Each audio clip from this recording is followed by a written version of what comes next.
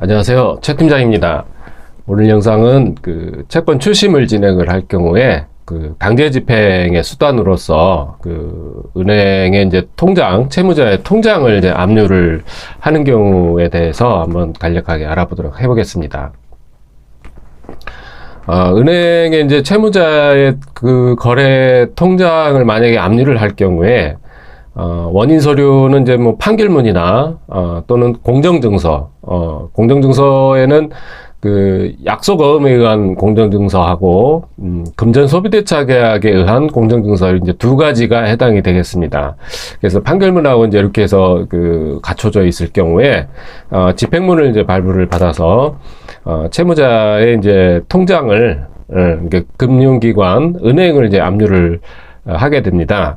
자, 이랬을 경우에 우리가 이제 통상적으로 압류를 할 경우에 채무자의 이제 금융 거래 내역이라든가 예를 들어서 어디 뭐 거래를 하고 있는지, 주거래 통장은, 은행은 또 어디인지 이런 거를 먼저 사전에 조사를 해서 그걸 알고 진행을 해야 됩니다. 보통 보면은 채권자 스스로 개인적으로 채무자의 거래하는 은행을 압류를 할 경우에 뭐 법무사나 뭐 변호사 사무실에다 의뢰를 할 경우에는 채무자의 주거래 은행이나 금융거래 내역이라든가 이런 거를 알 수가 없기 때문에 그냥 무작위로 뭐 시중의 은행을 뭐 다 묵는다든가 뭐 이렇게 이제 진행을 하는 경우가 거의 대부분입니다. 이렇게 했을 경우에는 사실 실익이 없습니다. 예를 들면 채무자가 거래하는 은행이 있는지 없는지, 아니면 채무자의 신용 등급이 양호한지, 뭐 신용불량은 아닌지 이런 거를 조사를 하지 않은 상태에서 무작위로 그냥 뭐 통장을 압류를 한다든가 이렇게 했을 경우에는 통상적으로 뭐 그중에 이제 뭐 하나 운 좋게 채무자의 뭐 거래하는 은행을 뭐 체크가 되는 경우에는 뭐 다행이지만, 그게 아닐 경우에는 뭐 비용만 또 이제 날아가는 경우가 있습니다. 통장 압류하는데 뭐 법무사에다 의뢰를 한다든가 이렇게 했을 경우에 보통 뭐 한 20만 원 내외 정도의 압류 비용이 들어가기 때문에 뭐 실익이 있는지 없는지를 모르는 상태에서 압류를 하는 경우에는 사실 비용만 또 이렇게 소비가 되는 이런 경우가 상당히 많습니다. 그렇기 때문에 채무자의 금융 재정 상태라든가 뭐 이런 거를 정확하게 조사를 해서 그거를 보고 알고 압류를 또 해야 되고, 그리고 또 이제 제1금융권하고 제2금융권하고 또 압류하는 방법이 조금 차이가 있습니다. 뭐 예를 들어서 채무자의 금융거래 내역이라든가 이런 거를 이제 어떻게 알아보느냐, 뭐 채권자가 기존에 인지를 하고 있다 그러면은 뭐 인지하고 있는 내용에 따라서 뭐 압류를 하면 되겠지만은, 그게 아닐 경우에는 채무자의 금융거래 내역이라든가 이런 걸 알 수 있는 데는 신용정보 회사밖에는 없어요. 신용정보 회사의 신용조사 이거를 뭐 통해서 알 수가 있기 때문에 신용조사를 해서 실익이 있을 경우에만 압류를 해야 나중에 뭐 보상을 받는다든가 뭐 아니면 변제를 받는다든가 이렇게 되는 거지, 그냥 무작위로 그냥 하게 됐을 경우에는 뭐 채무자가 신용불량인데 뭐 통장 압류해봐야 아무 의미가 없겠고, 그리고 또 신용불량이면은 통상적으로 자기 이름으로 돼 있는 통장이라든가 이런 거를 금융거래를 하질 않습니다. 거의 제3자 다른 채무자의 뭐 친인척이라든가 이런 사람들의 통장을 쓰기 때문에 은행 압류하는데 실익이 크게 없습니다. 자, 그래서 1금융권하고 2금융권하고 이제 압류를 했을 경우에, 1금융권 같은 경우는 이제 통상적으로 우리가 알고 있는 은행들이죠. 뭐 국민은행, 뭐 하나은행, 뭐 그런 이제 뭐 농협이나 뭐 이런 시중에 있는 이제 대표적인 시중 은행들을 이제 1금융권이라고 하고, 제2금융권이라고 한다 그러면 이제 통상적으로 단위조합, 단위조합 농협 있죠. 단위조합 농협. 보통 그런 농협들은 그 앞에 지명 이름이 붙습니다. 제1금융권의 농협은 그냥 농협은행이에요. 근데 이제 제2금융권 같은 경우는 무슨 단위조합으로 되어져 있을 경우에는 그 지역에 이름이 붙습니다. 예를 들어서 동 이름 하고 무슨 농협 뭐 이런 식으로 됩니다. 자, 그렇게 하고 또 이제 뭐 신협, 신용협동조합 있죠? 자, 이런 데도 이제 제2금융권이 되는 거예요.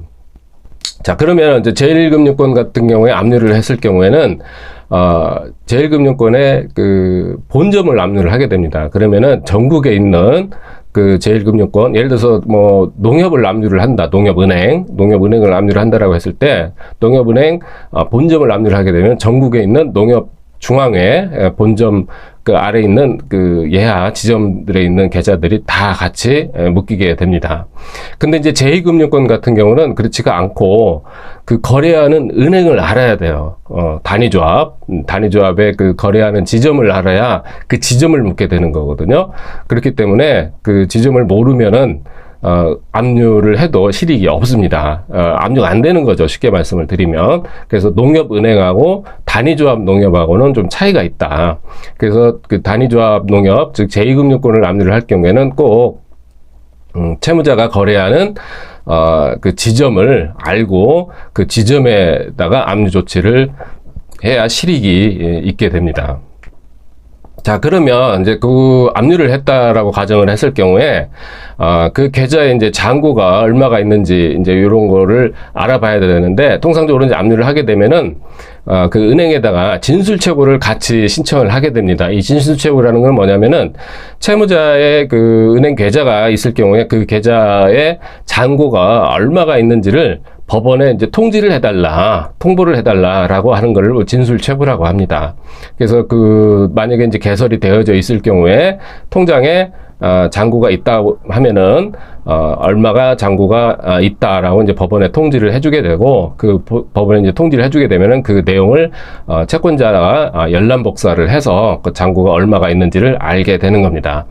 그리고 이제 채무자가 개인일 경우에서 주의할 거는 최저생계액이 185만 원입니다. 지금은 185만 원 미만으로 그 통장 잔고가 있을 경우에는 추심이 안 됩니다. 채권자가 찾을 수가 없어요. 그래서 185만 원 이상이 있을 경우에만 그 추심을 할 수가 있고, 이제 사람일 경우에, 개인일 경우에는 그렇고, 법인일 경우에는 제한이 없습니다. 법인일 경우에는 이제 제한이 없고, 그리고 또 이제 은행을 압류를 할 경우에는 예를 들어서 채권 금액이 1,000만 원이다라고 했을 경우에 은행 5군데를 압류를 한다. 그러면은 통상적으로 그 은행 하나당 뭐 예를 들어서 5군데를 압류를 하면은 뭐 200만 원, 200만 원, 200만 원 이렇게 5개씩 나눠서 채권 금액을 분할을 해서 그렇게 해서 이제 압류를 하게 됩니다. 뭐 전체 금액을 묶는 게 아니에요. 채권 금액을 나누어서 압류를 하게 된다라는 거 알아두시면 되겠습니다.